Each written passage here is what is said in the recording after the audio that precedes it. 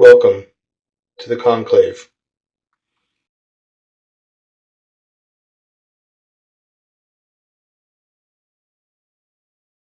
Sorry. Hey, everybody, and welcome back to The Conclave. Take 4. Take 3 and a half. and a half. Okay. So, as you can see, it is just Jess and I this time. So, we are not going to be doing the episode we promised you of Brown Chicken, Brown Cow. Our friend Sean, who is a sex magic practitioner, was not able to make it on. So, we had to change things up at the last second. And instead, we're going to give you... I'm sticking to the innuendo-based title. That's fine. That's fine. Shove it in there. It'll fit. February crams in a lot of special occasions in a very short period of time, in the first 15 days.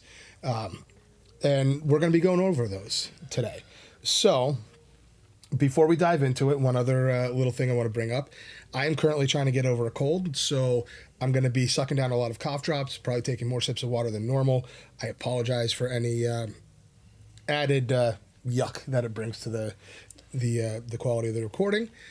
Also, we're not these people. We do not normally dress alike. This was unintended. This was completely unintentional. I pulled the first things out of the laundry hamper this morning. Yeah, same. But it does fit because part of what we're going to be talking about is Valentine's Day and the root to it. Again, I mean, that's not even a holiday we celebrate. No. We've maybe celebrated one or two Valentine's Days in our entire relationship. But since my birthday's on the 19th, I mean, I'm more important than whatever Hallmark holiday there is. Fair enough. I tend to agree. All right, guys. So, like I was just saying, February crams a lot into it. And the first thing that we're going to talk about is not even 100% always in February. Okay, and this is the Chinese Lunar New Year. So, this year it fell into January. I think went to the 29th or something like that it was. Last year it was in February. And it kind of goes back and forth because it's based around... the first new moon of the year. Okay. I want to make sure we got that right. I was paused for a second on whether it was full or new. Like I said last time, the moon's not necessarily a big part of my practice, so I tend to lose track of what's going and where. So when it comes to Chinese, the Lunar New Year, they tend to have different zodiacs than what we find in Western zodiac practices. Yeah. So they base theirs all around animals. And we have, in order, the rat, ox, tiger, rabbit, dragon, snake, horse, goat, monkey, rooster, dog, and pig. And instead of doing one per month like you see with the other zodiac, this is by years. So everybody born in this year is going to be a snake. We just entered in the year of the snake. And again, this does not mean birth year necessarily. For example, our youngest daughter was born in January 2017, but she's considered 2016 by Chinese zodiac years because she was born before the Lunar New Year. So she is a monkey and not... What comes after monkey? After monkey is rooster. Yeah, she's not a rooster, she's a monkey because by Lunar New Year standards, she was born in 2016. Boy, that kind of fits her. Yeah, she's a monkey. She's a monkey. She's a terror. And by that, I mean, if, she'll be the sweetest, happiest little thing in the world. If you cross her, she'll eat your face off. So there's some concerns with that one. Yeah. Yeah. She's a bit feral, no matter how hard we try to domesticate her. So, like I just said, this year is the year of the snake. And we are very fortunate here at the menagerie. We have a young lady who comes in and offers tea leaf and palmistry readings. She is of descent, so that she practices and observes Lunar New Year. And she gave us a bunch of printouts. She did a special just the other day on for the New Year and had printouts for everybody of what years they are and what the zodiacs mean. So we're going to go over the snake real quick. So the year of the snake, those who were born in it were 1929, 53, 65, 77, 89, 2001, 2013, obviously 2025. And the next one will be 2037. So it's every 12 years you'll see a recycle of. And so I'm just going to read real quick what she has printed off for it. So while 2025 is a challenging year for snakes due to their Benmingnian, I just have no idea what that is. Oh, yeah. Lucky stars offer strong opportunities for career and financial growth. Stay focused, take necessary precautions, and balance challenges with joyful events to make the most of this year. Personalities of snake signs. Snakes are sensitive, effective, and adaptable. Positive, and personality traits often complement by considerable intelligence. They are usually amiable and even-tempered, showing a cool and calm exterior, punctuated by occasional bouts of perfectly timed energy and passion. Lucky things for them. Numbers 1 and 8. Colors are red and black. Their directions are west and south. And their lucky flowers, camellia and orchid. Unlucky things. Unlucky numbers are 0 and 5. Colors are pink and purple. Unlucky direction is east. This feels like they're like the goth child of the Chinese zodiac. A little bit. A little bit. Good careers for those born in the year of the snake. Investment advisors, artists, stylists, social media influencer, and psychologists. While the worst careers for snakes are attorneys, police, researchers, doctors, and analysts. It says here that for more information, you can go to www.chinesenewyear.net. And I do believe that's where she got this information from to begin with. So it's a little bit into it. You know, it's neat to go and look through and see what the different things are. For example, I'm a dog. I'm a pig. You are not. I am. I know. And then we, like Maybe we said Zodiac before, we have a wise. monkey and our Jane has a goat. Again, that one makes sense. At least at the stubbornness side. Well, I think it's funny. She's both a Taurus and a goat. So apparently, no matter what she does, she's going to have horns and headbutt and shit. So yeah, that tracks. That tracks. You know, I'm not the biggest believer in astrology and kind of all that stuff, mostly because I've seen so many people use it as an excuse for their actions rather than as a, yeah, this might be my tendency. But sometimes it just hits so true that you can't can't argue no. it. And goat and Taurus ramming it, that's our oldest to a T. So like I said, while that was not part of February this year, it might be next year. And if not, it will be soon again. So we want to touch on that. The next one comes at the very beginning of the month, February 1st through February 2nd. And this is the Irish and Celtic fire festivals and celebrations of Imbolc. Now, there are many different ways to spell it. There's many different ways to say it. Okay? The two, being a follower and a practitioner of Irish paganism, we tend to go to Imbolc a little bit more, or Imbolc as the acceptable alternate, right? Which is very strange to not have that B in there for Imbolc. It's actually spelled Imbolc, and it's pronounced more like Imeul or UC. So it's kind of a lot of different pronunciations in there. One thing you'll see throughout our time on the podcast here, especially when we're talking about things that are Irish and traditionally from Ireland, I have been attempting to learn the language on Duolingo for a couple years now. 980-day streak. I have a last 980-day streak on Duolingo. If you are beating that currently, throw a comment in whatever form that you're watching or listening to the podcast. I'd love to see how far you are in your Duolingo journeys. It's not a perfect platform, but it's at least helping me be able to read and understand some of the words, or at least pronounce them a little bit better.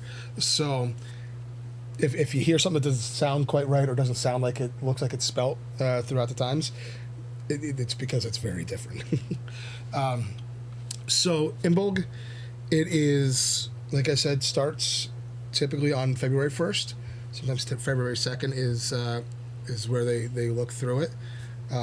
It is traditionally seen as the halfway point between the winter solstice and the summer solstice. You can calculate that time frame, and when you look at it in that time frame, most years you're looking more around the 5th of February. They have officially, I believe, all 4 of the Irish Fire Festivals. They might be missing one, but I want to say within the last couple of years, Ireland has made them all official holidays again, and the February 1st is where this one is placed, right? So that everybody's kind of on the same page. When you look at it back historically, a lot of times Imbolc was not celebrated at the same time throughout the island. Okay, which is a little strange to say that somebody, because it's not a very big island and a very big country, but people in the north and the south, the east and the west and the central, they would all celebrate these fire festivals a little bit differently and at a little bit different times. It could be a day or two difference, it could be 5-day difference. Essentially what they would be looking for, stuff like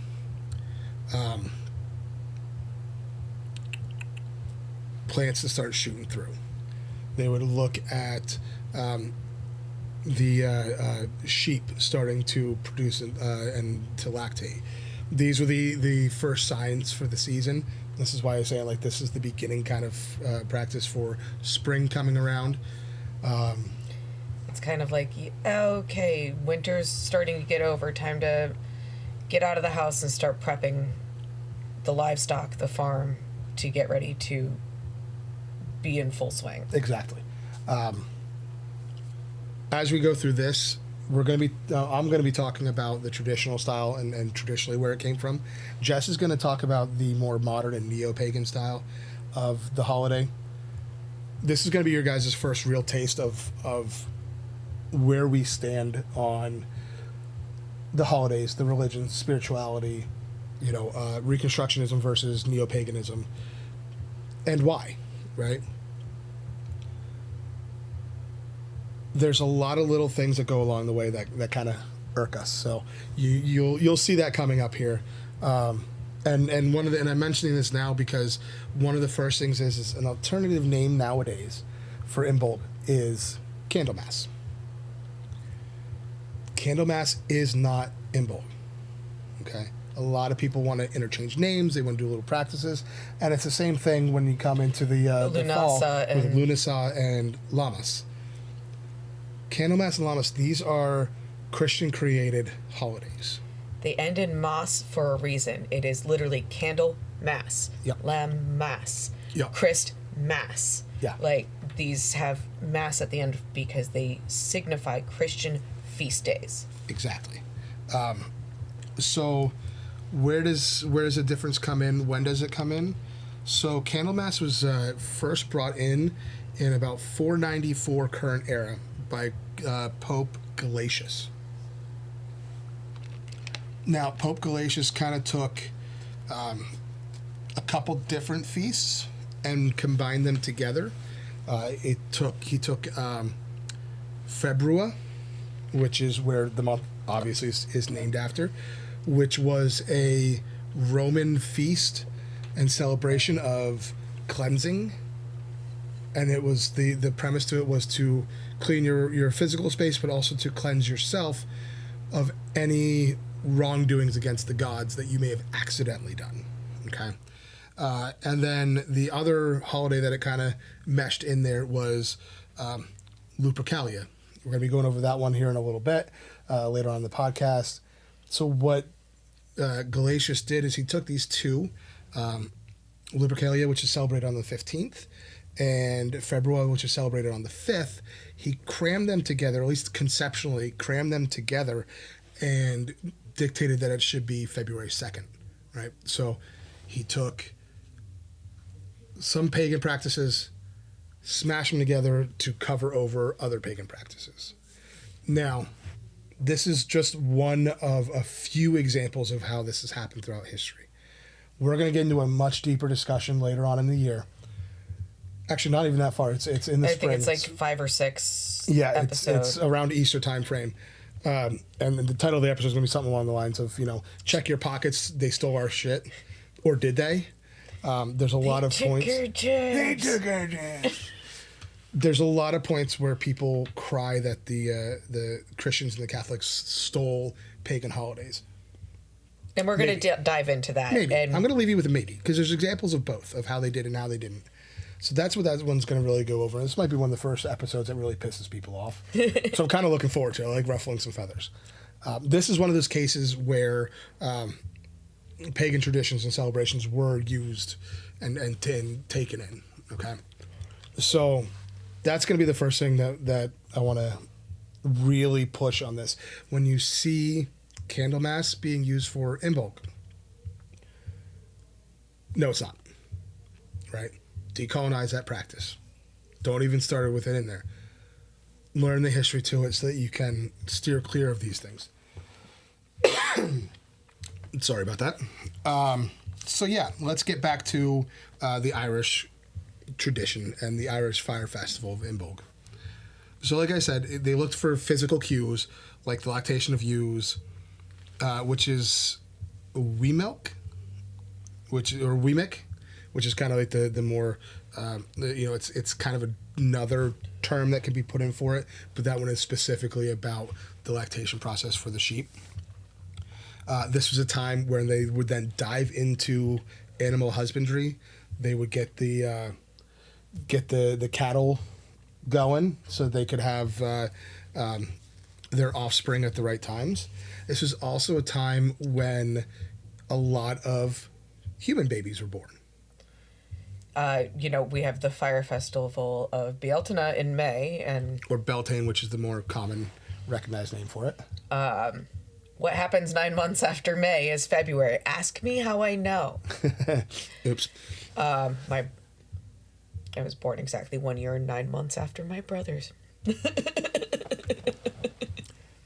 Part of the Beltane rituals and festivals did have a lot of coupling, which was why around Imbolc you had a lot of babies being born. And it was really kind of smart that they added this into their festivals, because if a woman got pregnant in May, she was still capable to be in the fields and helping with harvest. The hardest part of her pregnancy would have been during the harshest parts of winter, so she could stay inside. She didn't have to do much.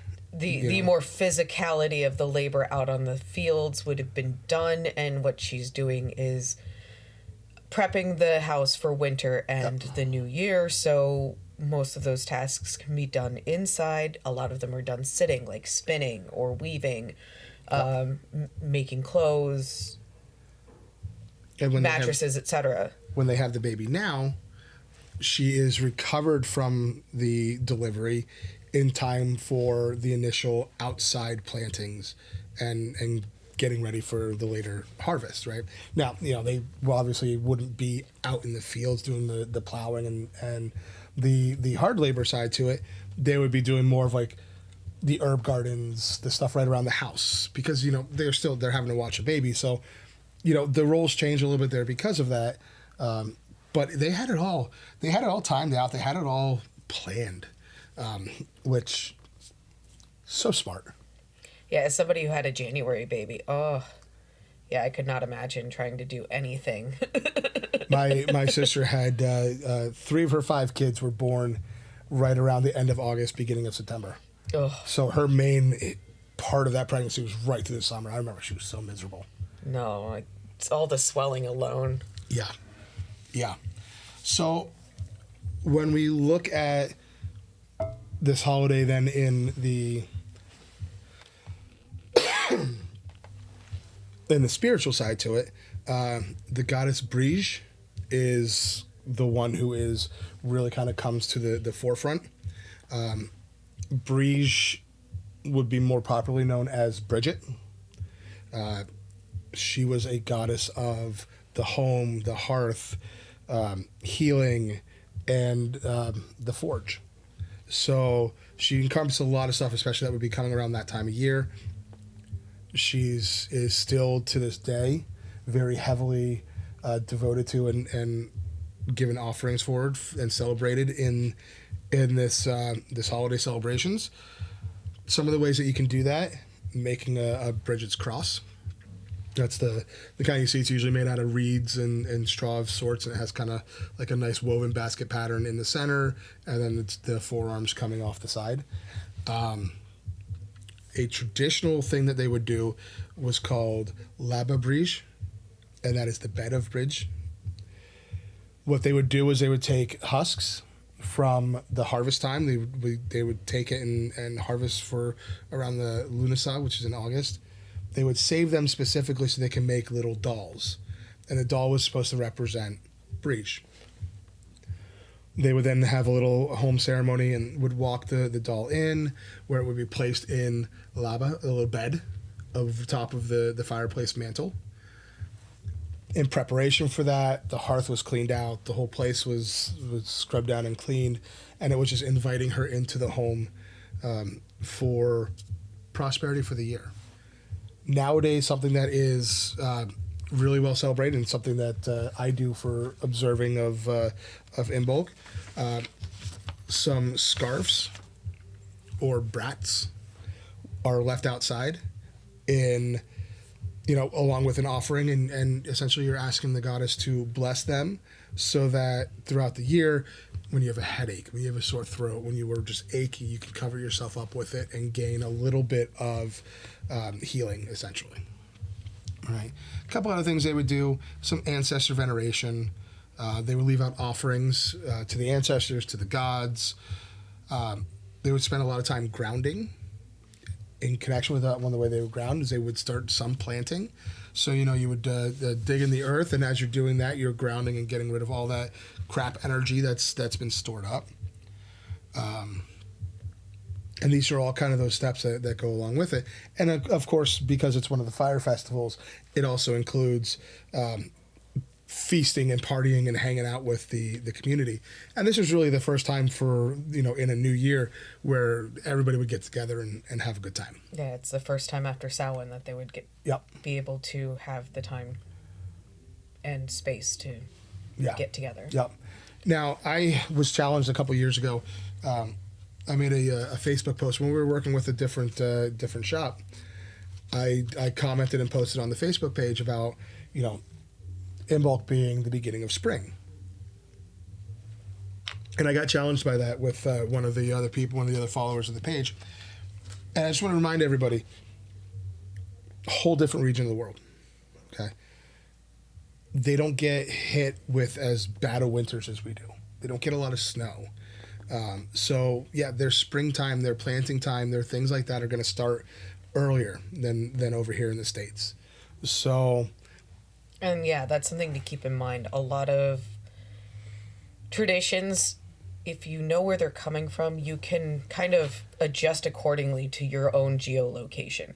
Yep. Again, like stuff that in the northern hemisphere wouldn't fly in the southern hemisphere. Why? Because the seasons are reversed. Yeah. So things are going to have a different connotation and a different context there. In fact, while we're celebrating Imbolc, when you go to the southern hemisphere, they're celebrating Lunasa. Yeah. They're celebrating harvest, not beginning of spring. So things are always a little different, a little wonky when you leave your region of the world. But I think this is a really great place to now segue over to your share of this and going into the more neo-pagan side to it. So, especially in, I would say, Western neo-paganry,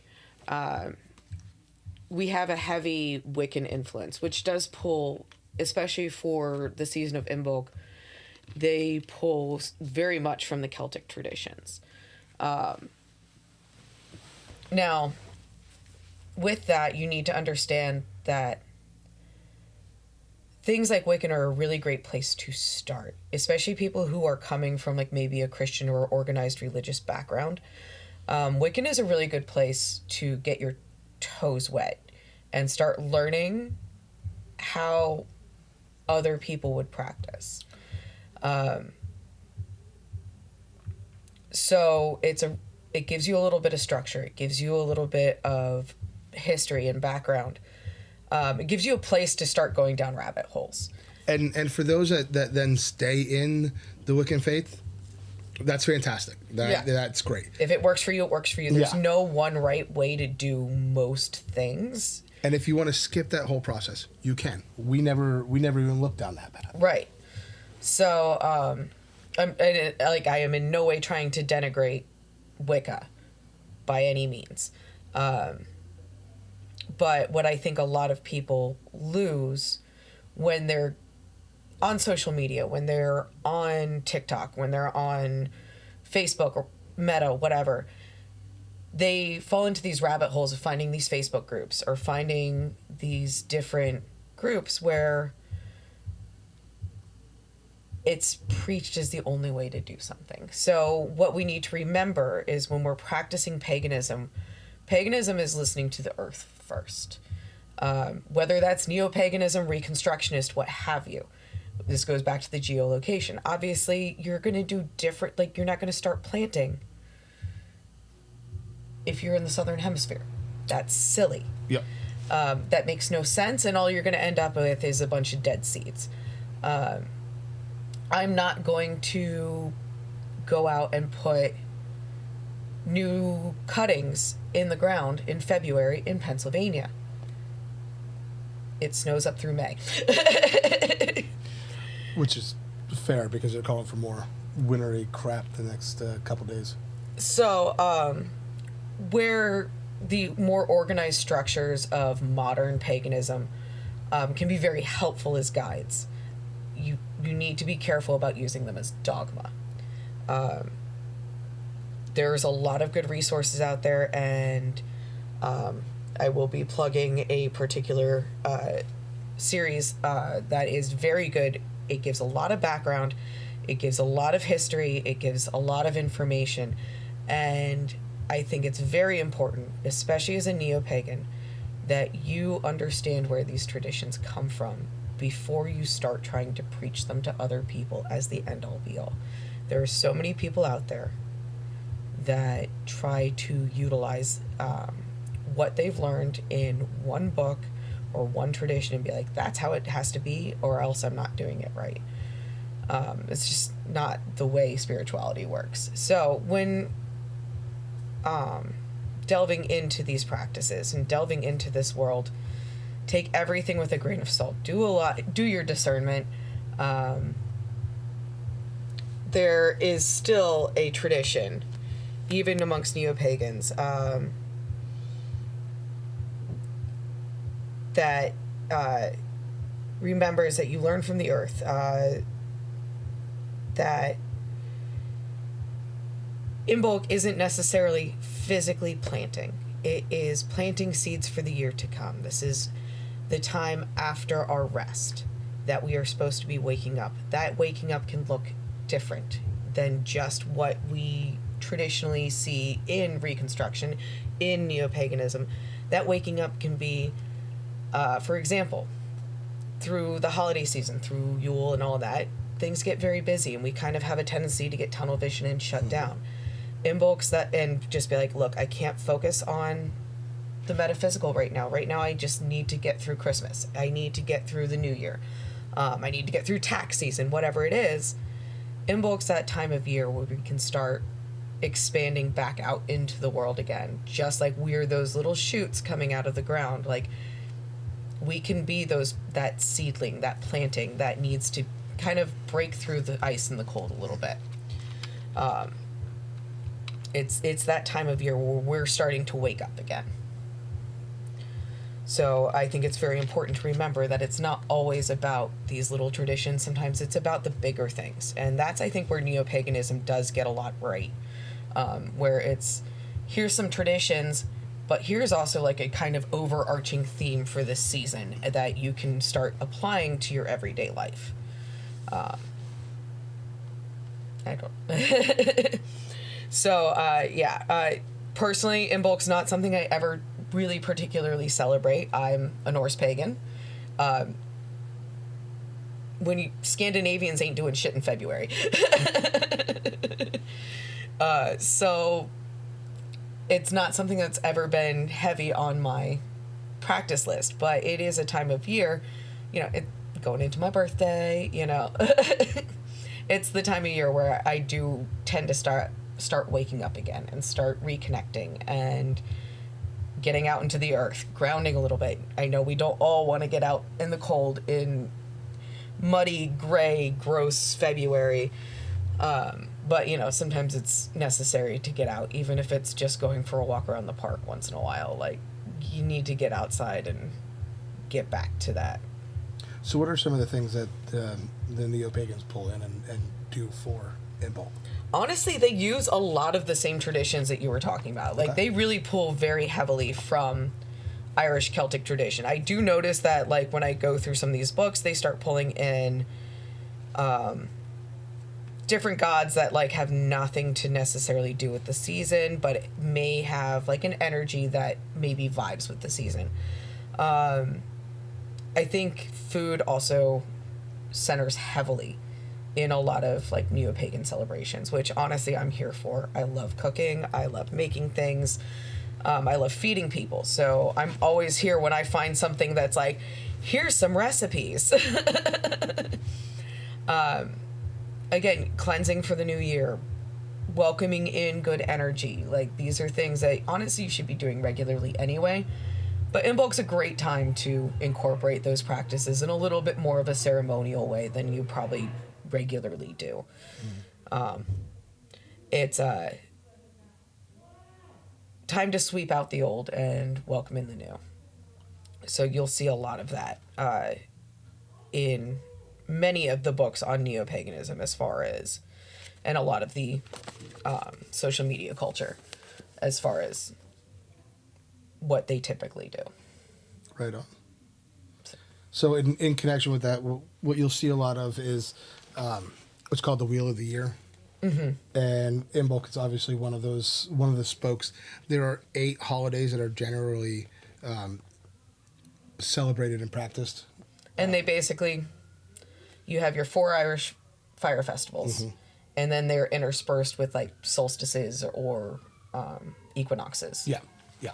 So that's kind of where we're coming from with all of that. You know, I think you mentioned that there's some spatters of other gods in there. What are some of the ones that other ones would be? Oh, one that struck me when I was, I think it was what Freya was one of them. Bragi, actually, and I was like, as a Norse pagan, I was like, but at the same time, like, Bragi's a god of poetry. Mm-hmm.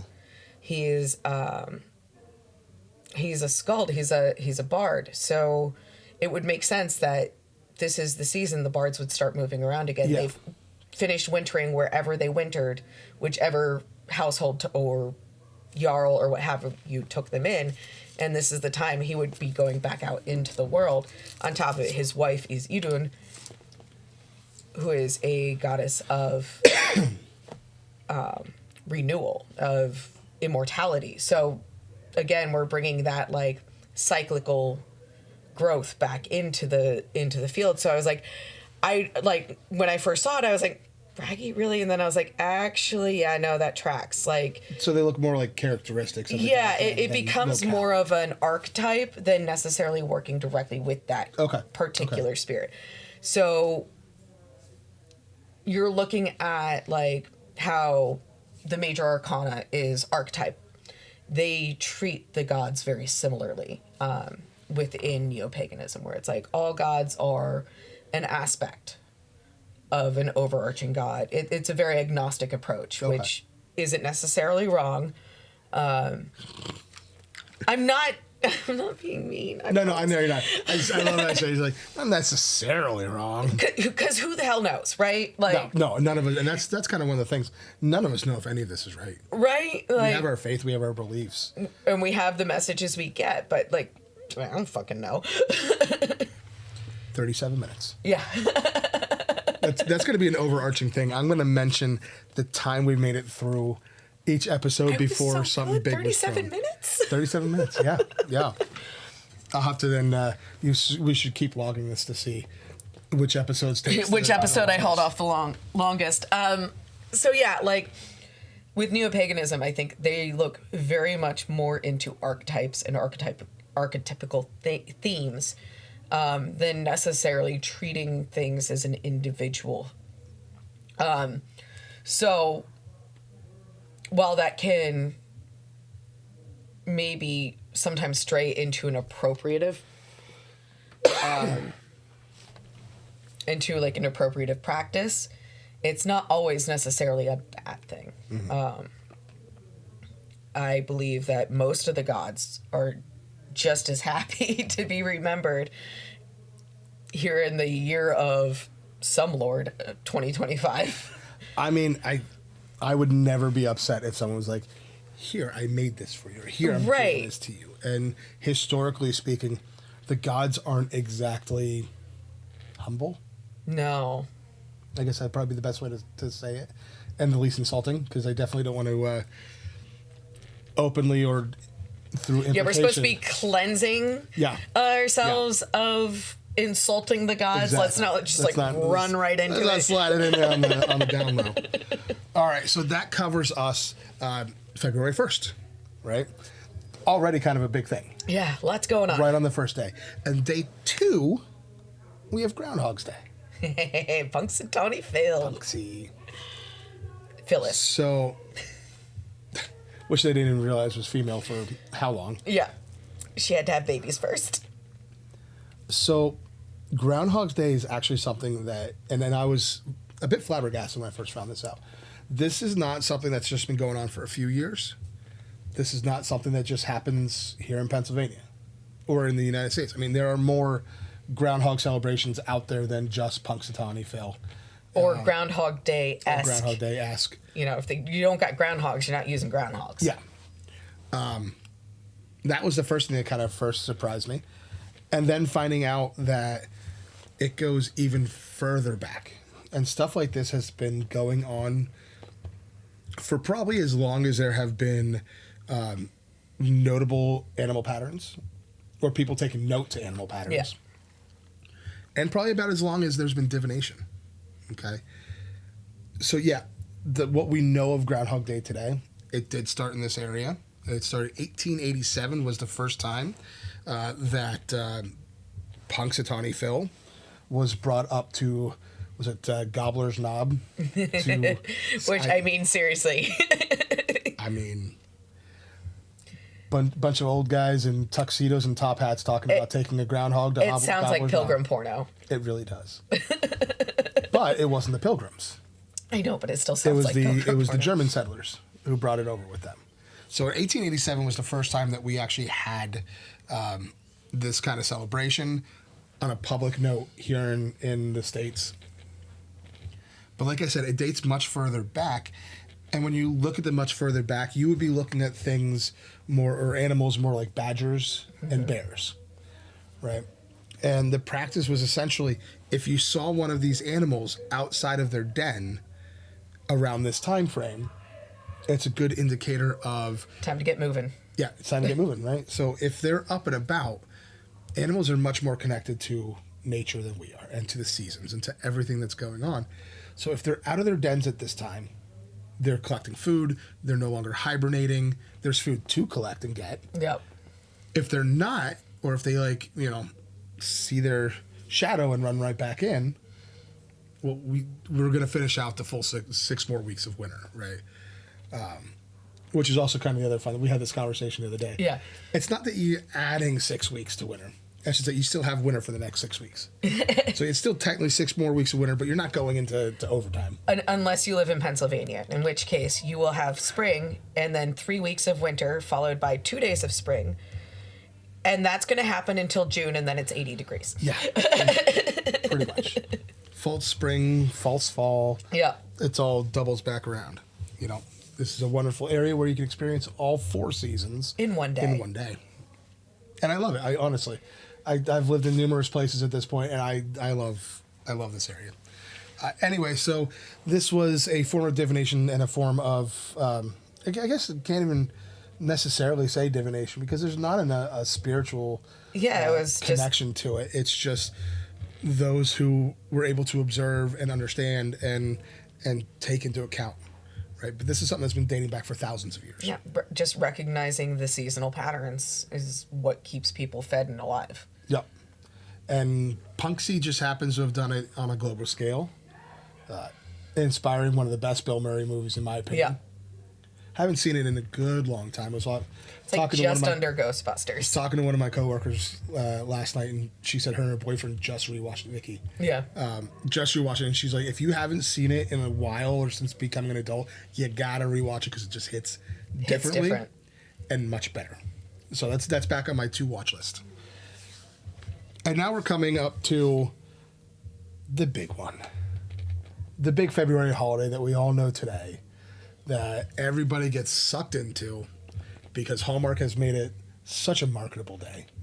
She doesn't want roses. She wants tacos. Noted.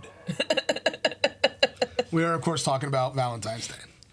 So, to understand the root of Valentine's Day is to talk about Valentine, who was it's a little controversial discussion of whether he was a priest or if he was a bishop.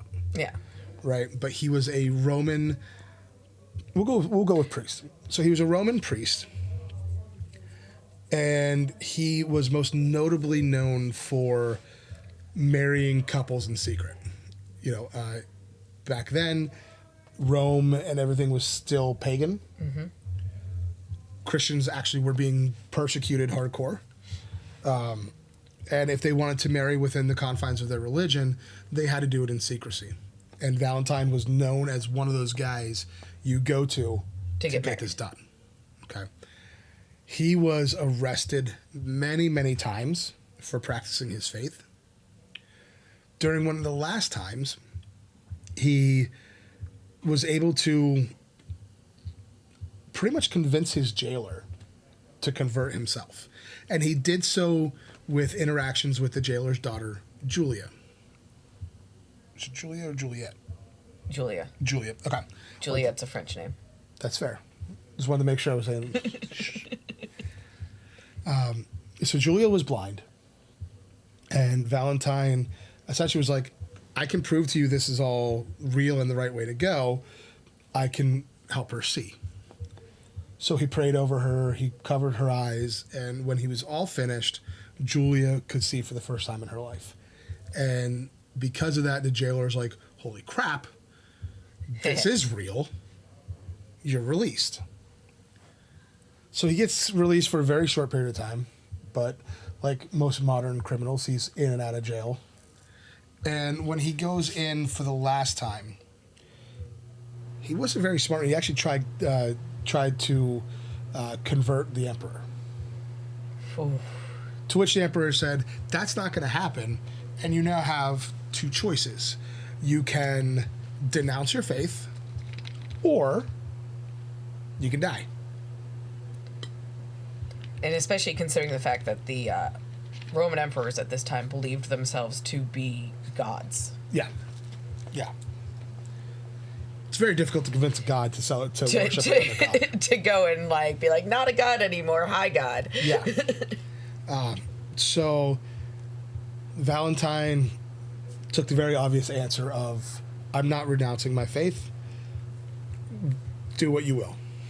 And in the great words of the Queen of Hearts, off with his head.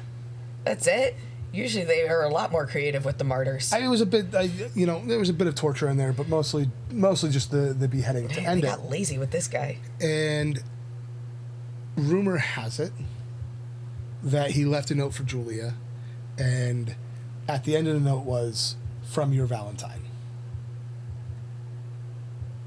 Which is how then Hallmark segues into all of the cards saying, be my Valentine, or I'm your Valentine, or from your Valentine.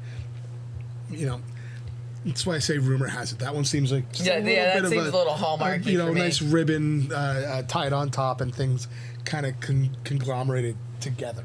That feels like folklore. It does feel a little bit like folklore. But eventually, as Christianity took over the Roman Empire, a feast day to Valentine was created on February 14th. As they created feast days for all the main martyrs. All of them. But what they never really intended was for this to become a day of love and passion. Yeah, they really weren't intending it to become a day of fucking. We went right there, didn't we? Went right. Hey, I already broke the F-bomb. You did. You did. All right. Everybody out there who knows us on a personal level, assume that I would be the one that would be having the mouth of a sailor and being inappropriate. I love you. Love you too, babe. So it was never fully intended for this to become what it has become. It was a feast day set up just to celebrate somebody who was willing to die for his faith. Which, in that aspect, I will always gladly acknowledge and to a degree celebrate Valentine's Day. That is a really powerful thing to be able to do.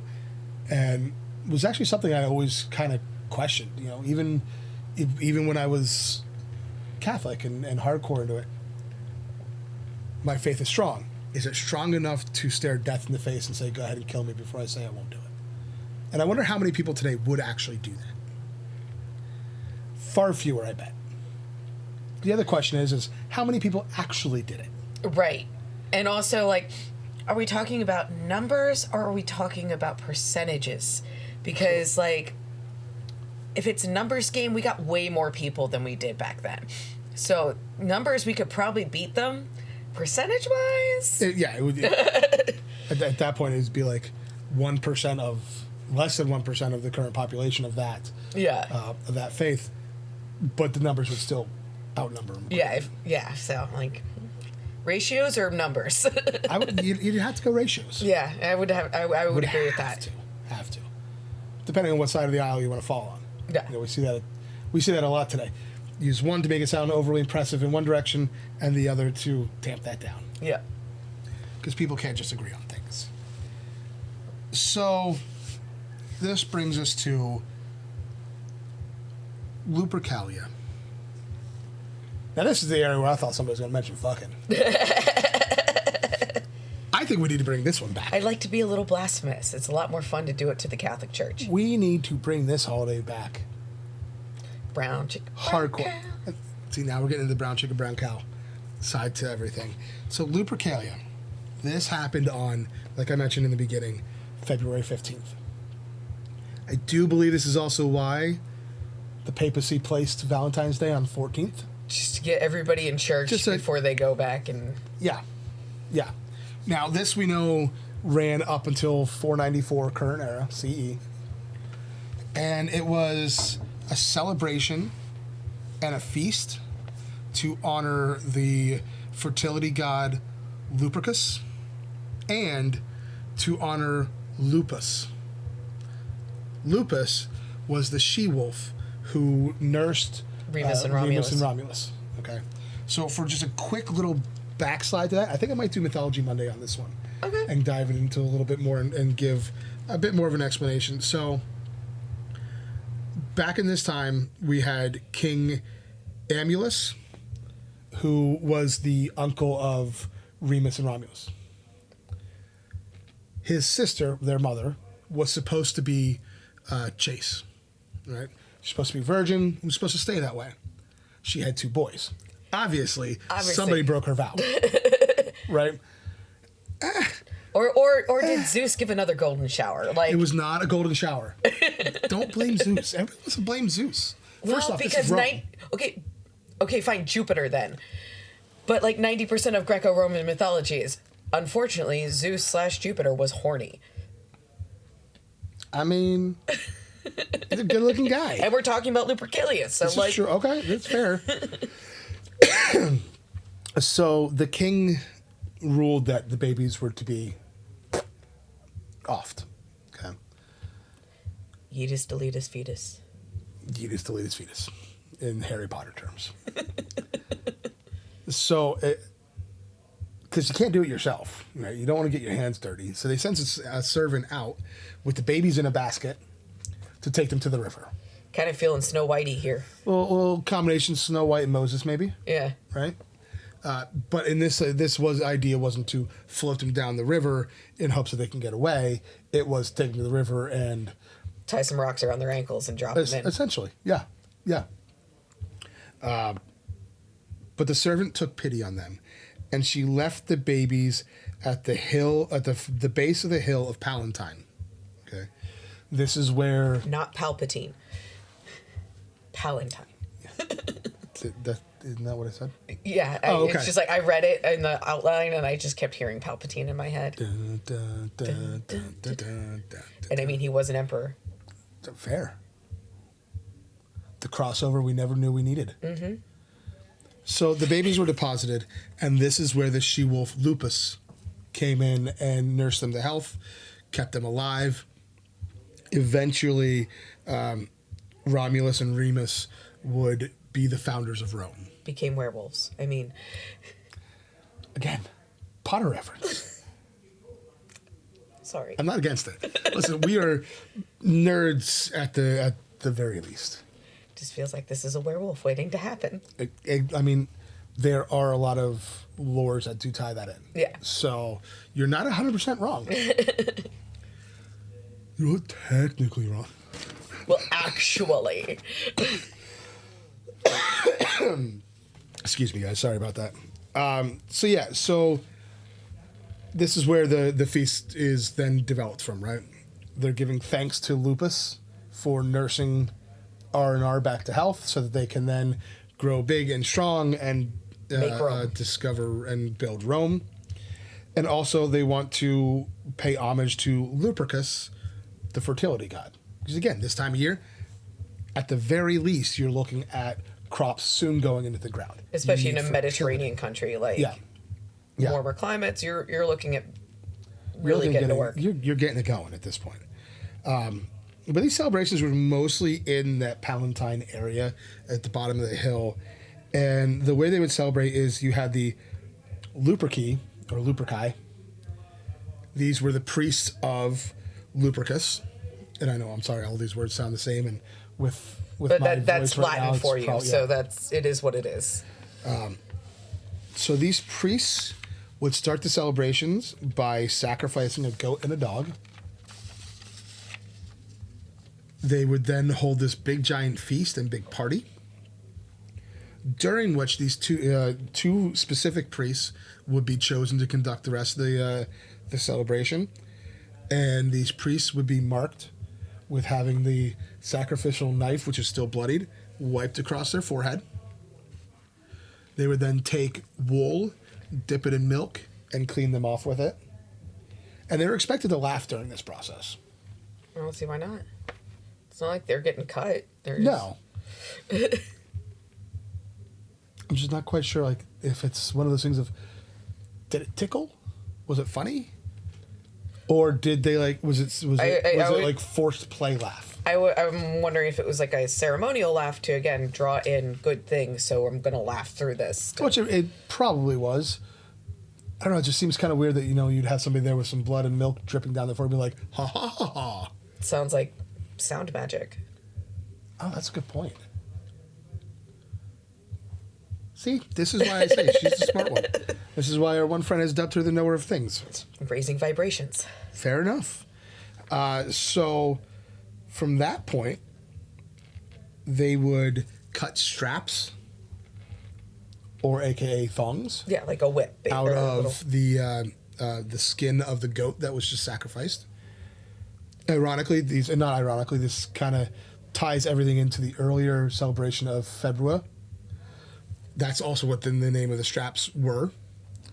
But they would take the straps and then would run naked through the town, whipping at all the women they see. And this whipping, if you were hit with it, was seen as the gift of fertility. So it wasn't a bad thing. Sounds like just a really weird locker room. I mean, it's a touch of BDSM being born. Right? I doubt it was impact play. I doubt it was just being born. I'm pretty sure it was there the whole ceremonially. time. Ceremonial BDSM. There's a club for that. Yeah. Anyway, so eventually, though, the priests would wear. They would wear oh, good Lord, why am I blanking on the name? Toga? The pelt. They would wear the goat's pelt. over themselves and not be running through naked. Also, Something's going to eventually cover the junk at some point. Yeah, exactly. The thing's bouncing around. You're going to hit your balls on something. It's going to hurt. Eventually, also, though, instead of straight whipping the women, they would put their hands out and they would get smacks on the hands with the, it evolved over time.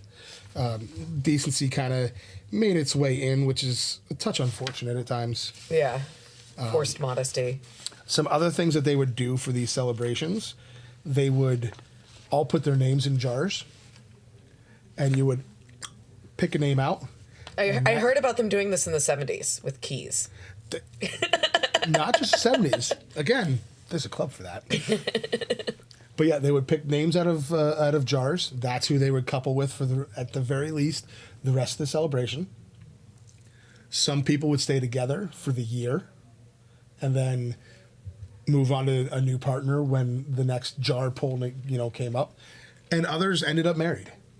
And then the whole process here. This is all, my assumption anyway, is when you're pulling the name out of the jar, that name's probably one of these women that was just whipped. This is a fertility thing. This is let's see if we can't get the population going a little bit. Yeah. So, February 15th, swinger holiday. Can't hate it. Can't hate it. We promised you a little brown chicken, brown cow, and we're going to be ending it here with this, with the Lupercalia. With the funnest aspect of this season. Yeah. With swinging and impact play. Yeah. Love it. As long as personally, I can take the fertility side to it out. Yeah, we're done with that. We're done with that. So let's take that part out. Now we're talking. Yeah. Now we're partying. Yeah. Now it's a party. Now it and is. There was booze too. Everybody of course, was the wine would have up. been flowing. Because remember, this came after a big feast. Yeah. So everybody's drunk, naked, horny.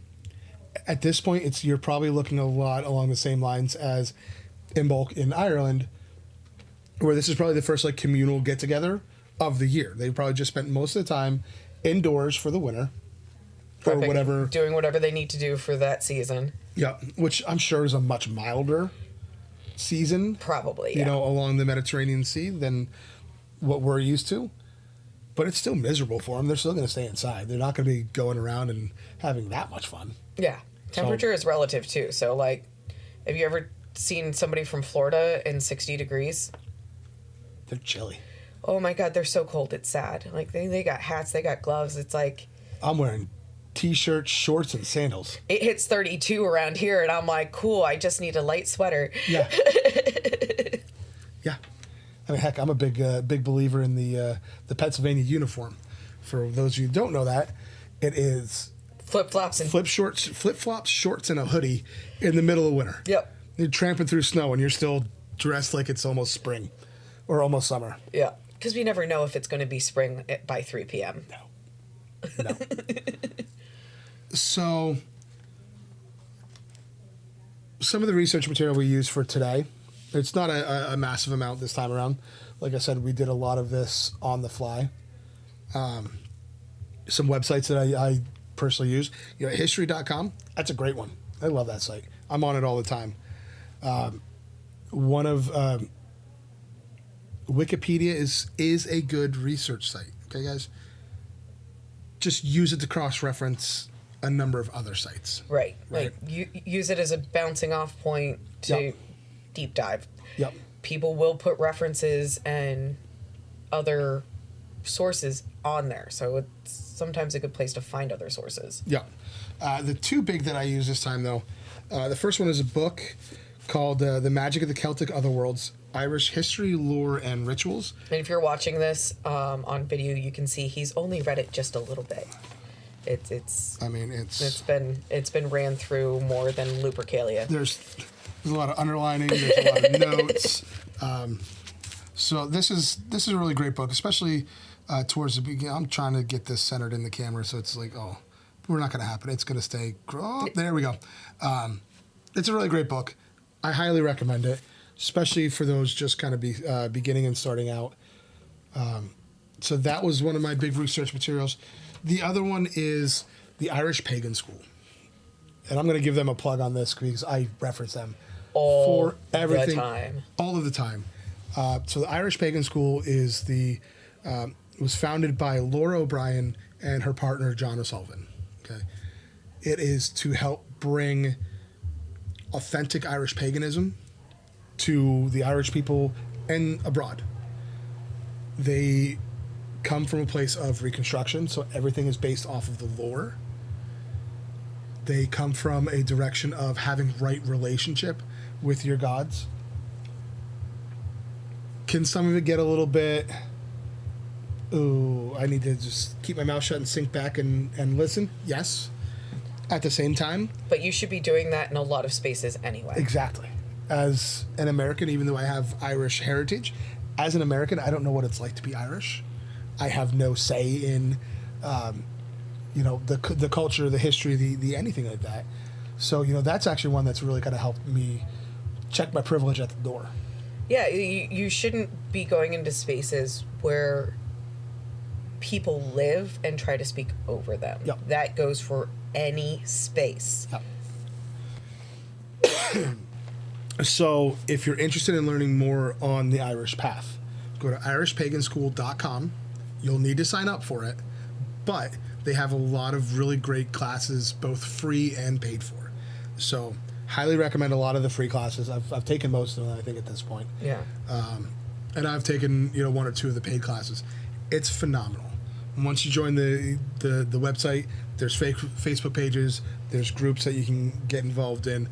So there's my little bit of plug for them, and I will plug them numerous times. Anytime we're going to be talking spirituality or specific gods or goddesses, I'll be plugging them because I get a lot of my research from them, because I know that these are people who know it, live it, they've researched it. They're great sources to go through. As far as like neo-paganry, especially dealing with like the festivals, the year, Wheel of the Year, etc., Llewellyn publishes a great series. Each book covers a specific festival. So this is the one for Imbolc.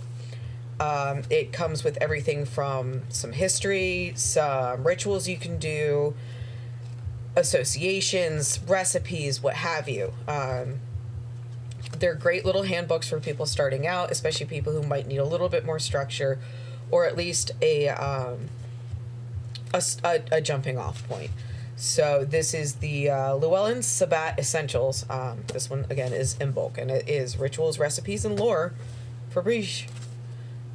So I would definitely recommend these for people starting out or just wanting to get a better idea of what traditions are being pulled into some of these festivals, and it at least gives you a place to start your research from. Yep. All right. Hey, guess what? We're done? We made it through 3 episodes. Yeah! And we didn't keep them here for 2 hours this time. Yeah, sorry about last time, guys.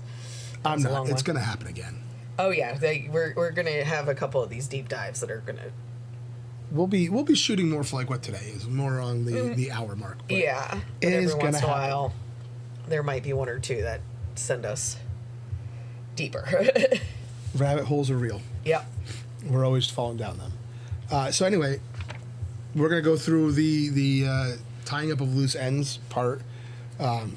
We're starting with reminding everybody, if you have questions, or if you have comments or concerns or things you want to, discussion points you'd like to hear opinions on, please email us at the.Conclave.Podcast @gmail.com. Okay. Episode 13, halfway through the year, we'll be having a bunch of practitioner friends of ours in to go over all of these questions. Yeah. To give you an idea of what it might look like throughout the different practices. And if you don't email me, I'm going to have to make up a whole bunch of questions. So do me a favor. Send us in. Get a hold of us. Let's get you part of the conversation. Okay? You can also direct message us on Facebook or Instagram at the.Conclave.Podcast. Next time, we're going to be talking about starting our spiritual practice. And that's probably another one's going to run a little on the long side. But it's going to be very similar to episode 2, beginning of our green world, our physical practice. Now we're going to be tying in the gods and The other spirituality, religions, stuff like that to it. So that's going to be episode 4. And there may be a couple aspects of that is do as we say, not as we did. Oh, there's definitely going to be aspects of that. Because our first jumping off point was stupid. Yeah, but it worked for us. It worked for us. But just because it worked for us doesn't mean it's going to work. Yeah, that falls into the just because it didn't go badly doesn't mean it was a good idea. Right. So, and as always, if you enjoyed this, please like, share, subscribe, follow, comment, and rate. If you enjoy listening but would rather watch and you're not a fan of Spotify, we do have a YouTube channel. Yep. Go hit us up there as well. There is a list during the credit scenes here of all the places you can find us. Obviously, you've already found us on at least one, but in case it's one that you don't prefer, check out that list. And I do believe that's really all. That's all I got to say. Yeah, that's all she wrote. Enjoy your Lupercalia. That's what I'm picking for this year. All right. On that note, guys, we're going to leave you. Have yourself a wonderful day. Be safe out there with any of the cold that's still hanging around. And we'll see you next time. Until next time.